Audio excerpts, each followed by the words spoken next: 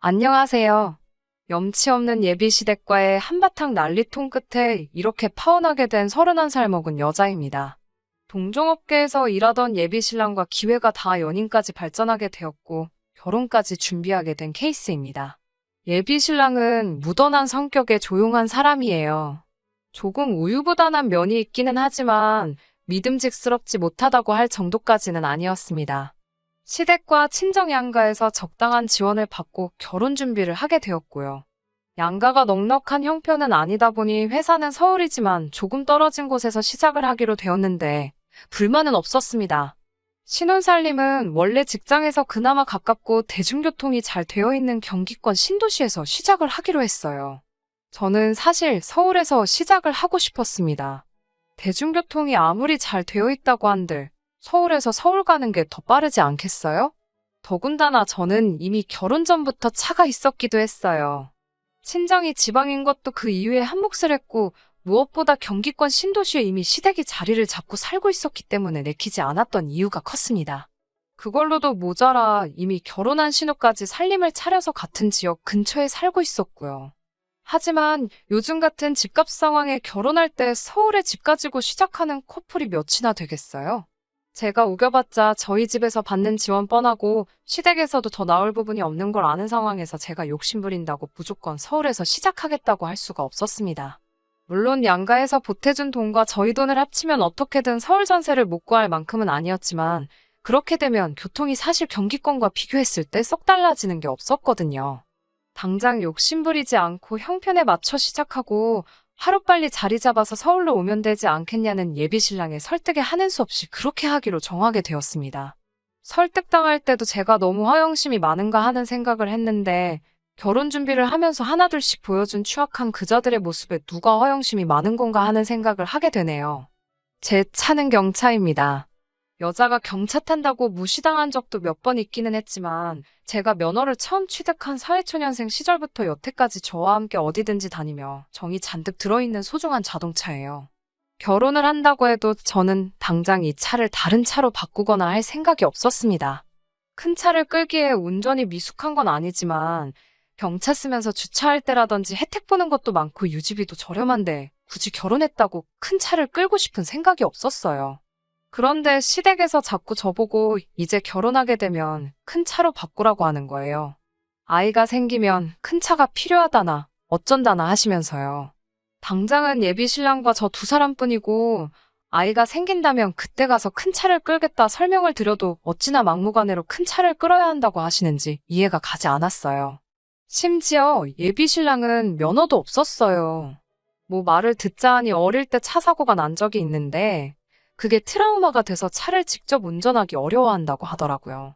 트라우마 있다고 하는 사람치고 제가 운전하는 차 안에서 정말 떡이 돼서 잠에 들어있는데 그래도 그 사고가 어려서부터 가지고 있는 마음의 짐이라니 제가 딱히 따지지는 않고 최대한 이해해주려 하고 있었어요. 연애하는 동안 장거리 여행도 거의 다 제 차로 다녔어요. 저는 기차 타는 것도 좋아하고 시외버스여도 상관이 없었는데 특히 버스를 타야 하는 날이면 예비신랑은 버스는 내키지 않는다고 차라리 제 차를 끌고 가자고 부탁을 했었습니다. 연애하면서 서울 밖으로 나가는 장거리 여행을 두세 달에 한 번씩은 했었는데 지금 생각해보면 경차 가지고 고속도로 타고 정말 어떻게 했는지도 모르겠어요. 제가 운전을 하면서 고생을 하니 데이트로 여행 가서는 비용은 거의 다 예비신랑이 내는 데다가 기름값도 내주긴 했지만 그렇게 여행 다녀오면 아주 몇일은 다리가 불편해서 고생을 했었죠. 아무튼 큰 차로 바꾸라는 시어머니 말씀에 저는 차를 바꿀 생각이 없다. 시댁 쪽에서는 큰 차로 바꿔야 한다. 아주 밀고 당기기를 초등학생 운동회 때 줄다리기 하듯 한동안 실갱이를 하다가 결국 고집 굽히지 않으시는 시부모님 이길 수도 없고 이걸 이겨봐야 제가 뭐가 되겠나 싶어서 제가 백기를 들고 차를 바꾸기로 했지요. 그런데 시댁에서 뜬금없이 고급 외제차 이야기를 하시더라고요. 뽑아주신다면야 상관없이 받겠지만 결혼할 때 자동차 같은 건 혼수에 들어가는 거니 여자 쪽인 제가 해와야 한다고 친정부모님께 잘 말해보라 하시더군요.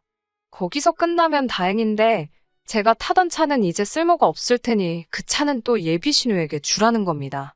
이건 또 예단을 해오는 거나 마찬가지라면서 신우에게 줘야 한다고 하네요. 그 당시에는 신우와는 그렇게 만나본 적도 없고 해서 신우가 싫어서 주기 싫다 그런 게 아니었어요. 그냥 주기 싫었습니다. 말한 대로 내가 평생을 타온 자동차이기도 했고 그만큼 정도 많이 붙었으니까요. 그리고 새 차를 사게 되면 그 차를 정리해서 조금 보탤 수도 있는 것이고 꼭 제 차를 누구를 줘야 한다면 얼마 뒤 군대를 전역하고 사회초년생이 될 준비를 해야 하는 제 남동생한테 우선적으로 줘야 한다고 생각했어요. 그 말씀을 하실 때 남편도 제 옆에 같이 있었는데 예비 신랑은 제가 타던 차를 누가 갔던 간에 그건 신경도 안 쓰였나 봐요.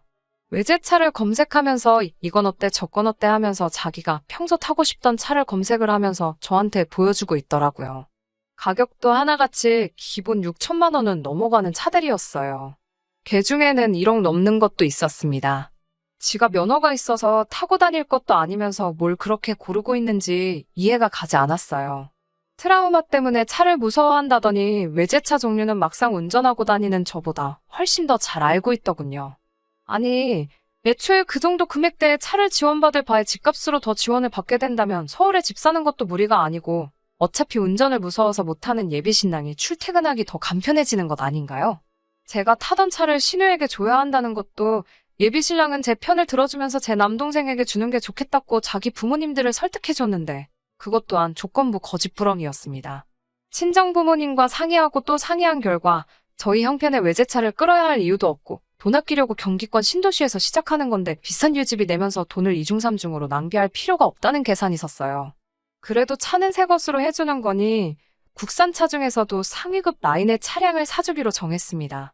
그 이야기를 예비신랑에게 말을 했어요. 예비신랑은 외제차가 아니란 사실에 인상을 잔뜩 찌푸리면서 그건 말도 안 된다고 하더라고요. 외제차를 안 살 거면 제가 타던 차는 자기 누나에게 주는 게 맞다고 하더라고요. 예비신랑의 논리는 고급 외제차를 사는데 드는 비용이 있으니 그 부분을 감안해서 제 동생에게 줘도 된다고 말한 부분이고 굳이 친정에서 그렇게 돈을 아끼겠다면 지네들도 받아야 할 건 받아야겠다는 입장이더라고요. 웃기지도 않더라고요. 받아야 할 건 받겠다는 말이 참. 애초에 양가지원 비슷하게 받아 새 출발하는 건데 거기에 자동차를 얻고 나서 제 차까지 신우를 줘야 되면 신혼집 구하는데 지원해주시는 돈만큼 친정에서 더 해가는 건데 말이에요. 말씀드린 대로 저희가 더 쓰게 되는 돈만큼 시가에서 보태주면 저희 정말 대출 조금만 더 받아서 서울 안에 회사 근처에 아파트 구해서 시작할 수 있었고요. 저도 양보하지 않고 차는 친정부모님이 알아보신 국산차로 해야겠다 못을 박았습니다. 그날 저녁에 예비 시어머니에게서 전화가 오더라고요. 왜 자기들이 외제차를 콕 집어서 말해줬는데 국산차로 했냐면서요. 저희 형편에 아무리 생각해봐도 외제차는 사치인 것 같다고 설명을 드리니 그게 어디가 사치냐고 쏘아붙이시더군요.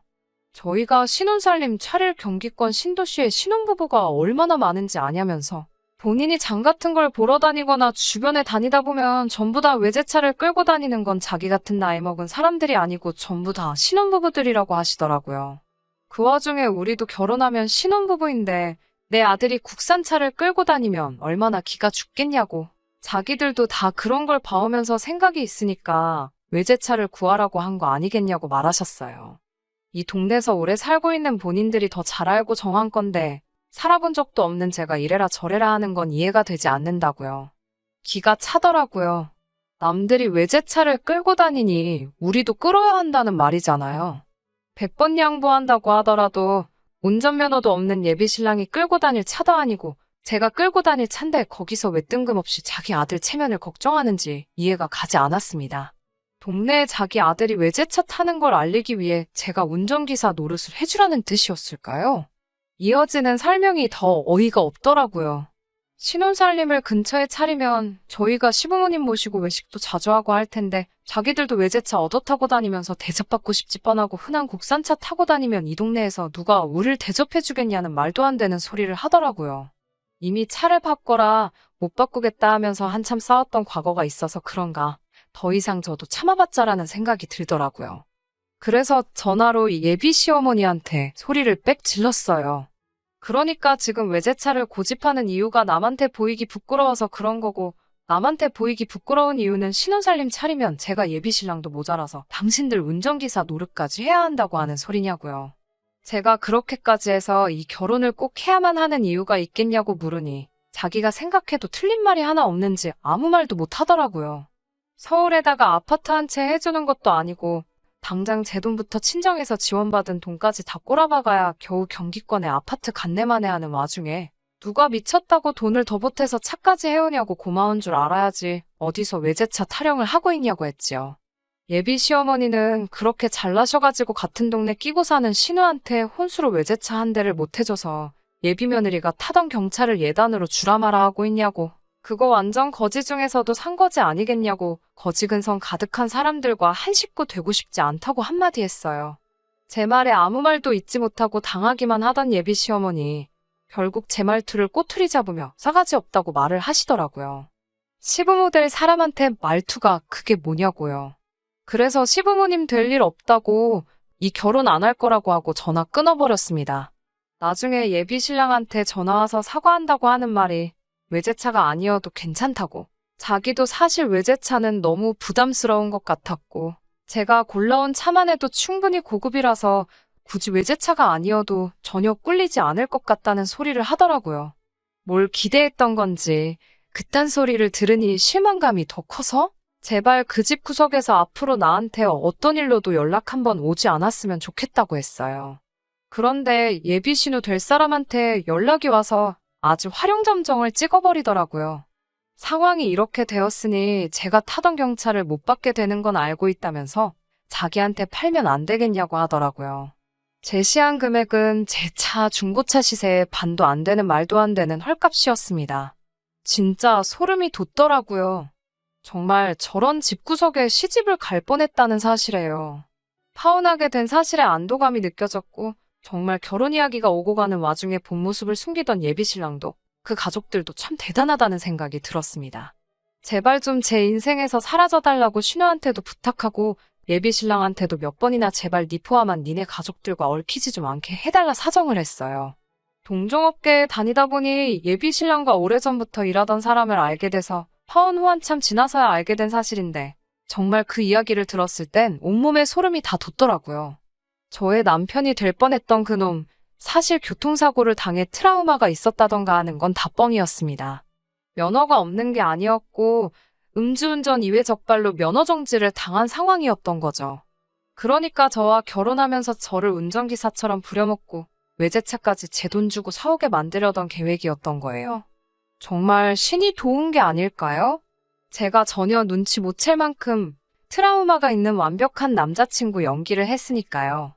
자동차로 욕심을 조금만 부리지 않았더라도 저는 지금쯤 그 집에서 며느리 생활을 하고 있었을 거예요. 외제차건이 아니었다면 정말 그 집구석이 어떤 사람인지, 제 남편 될 예비신랑이 어떤 사람이었는지 알 방법이 전혀 없었던 거였어요. 그 연기력을 생각하니 이 글을 적으면서도 다시 온몸에 소름이 돋아버릴 정도네요. 지금은 새로운 사람을 만나 좋은 만남을 가지고 있습니다. 저도 저대로 당했던 게 있어서 좀 더 조심하게 되네요. 아무리 홍기가 늦어버린 나이라고 할지라도 이번 만남만큼은 좀 더 신중하게 준비해야겠습니다. 제가 준비한 사연은 여기까지이고 끝까지 들어주셔서 감사합니다. 끝까지 들어주셔서 감사합니다. 오늘의 사연은 여기까지입니다. 구독과 좋아요, 알람 설정 부탁드리고 더 좋은 사연으로 다시 찾아뵙겠습니다. 감사합니다.